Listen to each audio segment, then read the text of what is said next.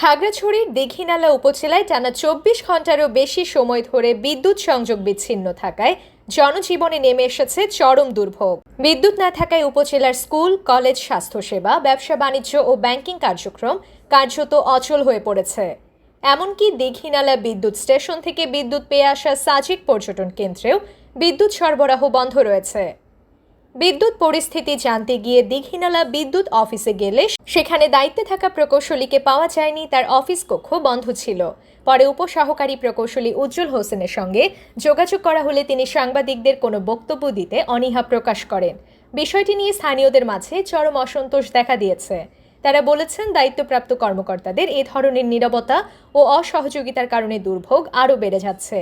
এমন পরিস্থিতি নিয়ে বিভিন্ন পর্যায়ে নাগরিকরা ক্ষোভ প্রকাশ করেছেন। দীঘিনালাবাসীর অভিযোগ, বিদ্যুৎ বিভাগের দায়িত্বশীল কর্মকর্তাদের নীরবতা ও অসহযোগিতার কারণে পরিস্থিতি আরও জটিল হয়ে উঠেছে। তারা দ্রুত কার্যকর পদক্ষেপ ও নিরবচ্ছিন্ন বিদ্যুৎ সরবরাহ নিশ্চিত করতে ঊর্ধ্বতন কর্তৃপক্ষের জরুরি হস্তক্ষেপ কামনা করছেন। বিস্তারিত দেখুন মানবকথন খাগড়াছড়ি প্রতিনিধি হাসান মোর্শেদের পাঠানো ভিডিও প্রতিবেদনে।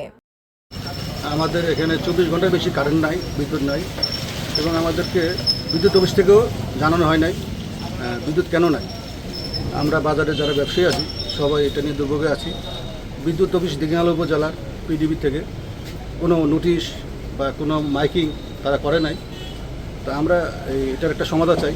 আমি যুব উন্নয়ন কম্পিউটার প্রশিক্ষণ কেন্দ্র দীঘিনালায় একজন প্রশিক্ষক। বিগত 24 ঘন্টা ধরে কারেন্ট না থাকার কারণে আমি বিভিন্ন ধরনের সমস্যার সম্মুখীন হচ্ছি। যেমন আমি আজকে 2 দিন ক্লাস নিতে পারতেছি না, এবং আমার স্টুডেন্টরা প্র্যাকটিসে এসেও ঘুরে যাচ্ছে। অনেক দূর দূরান্ত থেকে, পাহাড়ি অঞ্চল থেকে আমার স্টুডেন্টরা এসে ঘুরে যাওয়াটা আসলে তাদের জন্য অনেক কষ্টকর। তো ওদেরকে যদি আমি বিদ্যুৎ অফিস থেকে নোটিশ পেতাম তাহলে হয়তো আমি তাদেরকে নোটিশ দিতে পারতাম যে আমার ক্লাস বন্ধ থাকবে। তো এরকম অনাকাঙ্ক্ষিত প্রবলেমের জন্য আসলে আমার বিশেষ করে আমার ক্লাসের ভীষণ প্রবলেম হচ্ছে। দীঘিনালা বিদ্যুৎ সমস্যা আসলে অনেক। বিদ্যুতের অবস্থা খুবই খারাপ। এখানে 24 ঘন্টার অধিক সময় আমাদের এখানে বিদ্যুৎ নাই। সামান্য একটু বৃষ্টি হলে বৃষ্টির অবস্থা খুবই খারাপ। আমরা চাই বৃষ্টি হোক আর মানে কি অমুক হোক, আমরা বিদ্যুতের যাতে সঠিকটা আমরা পাই।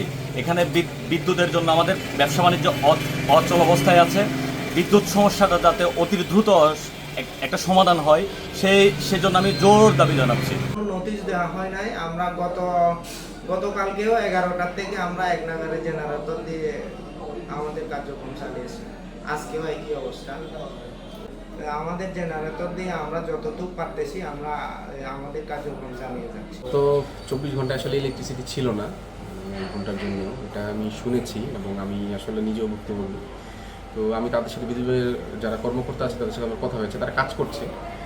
আসলে সমস্যাটা হয়েছে কি, এখানে আমাকে যেটা জানালো যে এখানে আমাদের 9 মাইলের একটা জায়গায় একটা পোল হেলে পড়েছে, যেই কারণে এই বিদ্যুৎ বিভ্রাটটা ছিল এবং তারা কাজ করছে এটা নিয়ে।